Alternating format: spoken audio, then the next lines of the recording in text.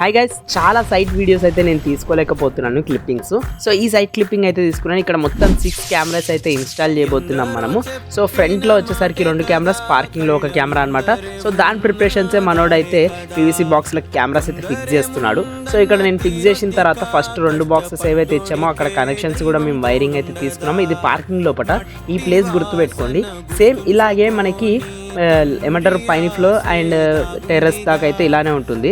So మనోడు ఇంకా fix చేసి ఇట్లానే వండుకొని కెమెరాస్.